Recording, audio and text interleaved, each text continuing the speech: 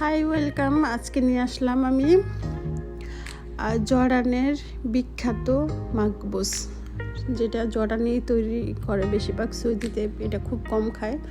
So আজকে মাকবুস পাকানোর জন্য ফার্স্টেই দিয়ে দিলাম চিকেন ভাজা।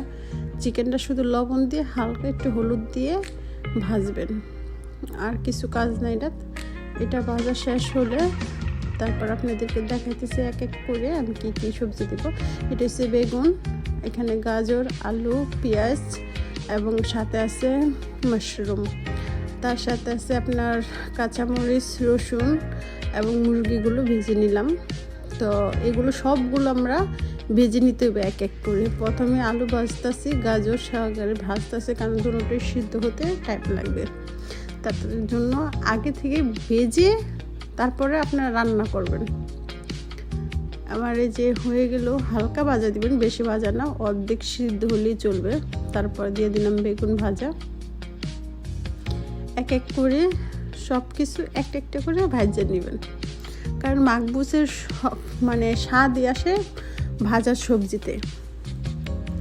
এই যে বেগুনটাও হালকা একটু হয়ে আসতেছে, এই যে এরকম হলে উঠায় ফেলাবেন। আমি আসলে এরকম করে হালকা একটু মানে বাদামি কালার করে উঠে ফেলাবো। এই যে আমার বেগুনগুলো হয়ে গেছে, এখন আমি দিয়ে দিব সাথে পেঁয়াজ ভাজা। পেঁয়াজটা হালকা ভেজে নিব, মানে বাদামি কালার হলে উঠাই নেবেন। তারপর আমি দিয়ে দিতেছি মাশরুমটা, শুধু একটু লাড়া দিব, জাস্ট তেলের মধ্যে দিয়ে উঠাই নিব। তারপরে পেঁয়াজি মরিচগুলো আছে, এইগুলো একটু হালকা ভাজা দিয়ে নিব, কারণ এত লং ভিডিও তো আর দেখানো যাবে না, তাই শর্ট করে আপনাদেরকে দেখাই নিলাম। এই যে কাঁচামরিচ সাথে আছে 4-5টা। আমি এদিক দিয়ে ভাত বসাই দিয়েছিলাম বাসমতি চাউলের, এটা একটু হালকা 70% সিদ্ধ হলে উঠাই নেব। যে সবগুলো সবজি ভাজা হয়ে গেল, তারপর আমি এক এক করে সব কিছু দিয়ে দিব একটাই। এর মধ্যে এই যে 2টা মশলাই দেবো, জাস্ট বিরিয়ানি। অবশ্য আমি 2টা মশলা দেখাইছি, কিন্তু 2টা দিচ্ছি না, শুধু একটাই দিচ্ছি আর মাইজিটা দিচ্ছি, আর কিছু লাগে না। এটা হচ্ছে বিরিয়ানি মশলা, যেখানে ছান্না খানা পাওয়া যাবে। আমি প্রথমে এলাচ, দারচিনি গুঁড়াটুগুলো নিচে দিয়ে দিতেছি, কেন এটা তো পানি পড়বে, তো এটা স্মেলটা উপরে উঠে আসবে। পরে দিয়ে দিলাম মুরগি ভাজ করে, সবটা জায়গায় ভাজ করে দিয়ে দিব, এক এক করে দিয়ে দিব, কারণ এটা যত সুন্দর করে বসাইতে পারে। পরে যে রসুনটা, আসলে কেন আমি তো রসুনটা ভাজি না, এই কারণে রসুনটা আমি মানে প্রথমে দিয়ে দিতেছি, যেমন নিচে থেকে সিদ্ধ হয়ে আসে। যারা বিদেশ থাকেন, রান্না জানেন না, তারা অবশ্য আমার এই রান্নাটা দেখলে অবশ্য আশা করি শিখে রান্না করতে পারবেন, সৌদির বাড়িতে যারা থাকেন। এই যে আলু ভাজাগুলো দিয়ে দিব এক এক করে। আলু আর গাজর কিন্তু একসাথে আছে। আলুগুলো দিয়ে সেরে এখন আমি দিয়ে দিব হালকা একটু মশলা দিয়ে দিব। একটু মশলা দিবেন, একটা সবজি দেওয়ার পরে একটু মশলা দিবেন, তাহলে এটার মানে মশলাটার অনেক মানে সুন্দর একটা স্মেল আসবে এবং স্বাদ ও সুস্বাদও লাগবে। এখন আমি বেগুন দিয়ে দিব, মানে গোল করে সব দিক দিয়ে মিলে চতুর্দিক দিয়ে যেমন ফাঁকা না থাকে, বেগুনগুলি দিয়ে দিলাম। এখন দিয়ে দিব মরিচ,